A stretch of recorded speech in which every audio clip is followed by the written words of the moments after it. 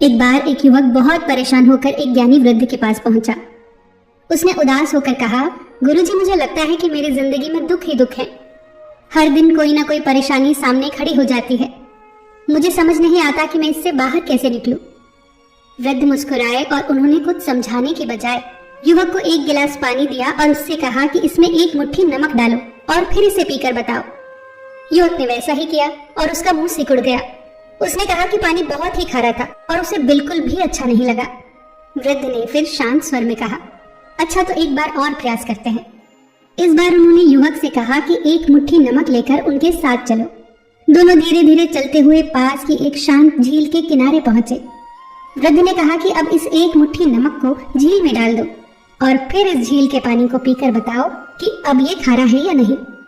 युवक ने पानी पिया और उसने कहा कि वो पानी तो एकदम मीठा और ताजा था।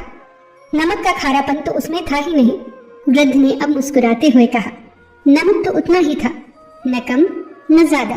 फर्क सिर्फ पानी के बर्तन का था।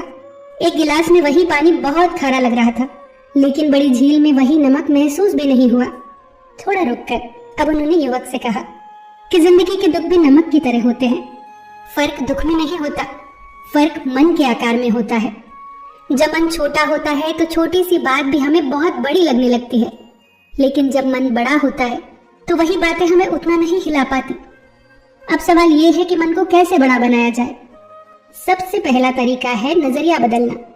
अक्सर हम अपनी परेशानियों को दुनिया की सबसे बड़ी समस्या मान लेते हैं, लेकिन जब हम दूसरों की जिंदगी को देखते हैं तो समझ आता है कि हर इंसान किसी न किसी संघर्ष से गुजर रहा है। यह समझ हमारे अंदर धैर्य और समझदारी पैदा करती है। दूसरा तरीका है सीखते रहना। जब हम नई चीजें सीखते हैं, किताबें पढ़ते हैं, अच्छी बातें सुनते हैं, अच्छे लोगों के साथ समय बिताते हैं, तो हमारा सोचने का तरीका धीरे धीरे बड़ा होने लगता है।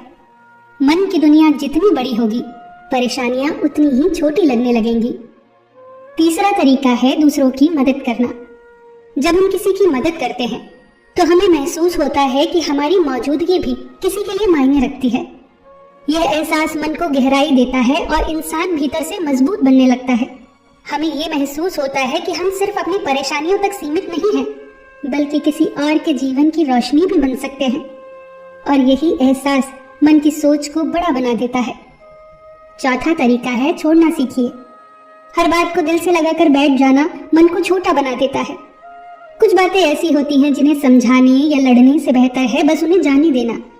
जब हम बातों को छोड़ना और जाने देना सीख जाते हैं, वहीं से मन बड़ा होना शुरू हो जाता है। और आखिरी बात है कृतज्ञता। हर दिन हम उन चीजों के बारे में सोचें जो हमारे पास हैं, तो हमें ये एहसास होगा कि जीवन में शिकायत से ज्यादा आभार की वजह मौजूद है। जब मन में आभार बढ़ता है तो दुख धीरे धीरे अपनी ताकत खोने लगते हैं। इसीलिए याद रखिए, जीवन में दुखों को पूरी तरह मिटाया नहीं जा सकता, लेकिन अपने मन को इतना विशाल बनाया जा सकता है कि दुख उसमें घुलकर छोटे पड़ जाएं। खुश वह नहीं होता जिसके जीवन में समस्याएं नहीं होती, बल्कि खुश वह होता है जिसका मन इतना बड़ा हो जाता है कि समस्याएं उसमें टिक नहीं पाती। तो दोस्तों, जुड़ जाइए मेरे साथ इस सफर में, जहां हम साथ मिलकर अपने मन को थोड़ा थोड़ा बड़ा बनाते हैं। तो फिर मिलते हैं दोस्तों।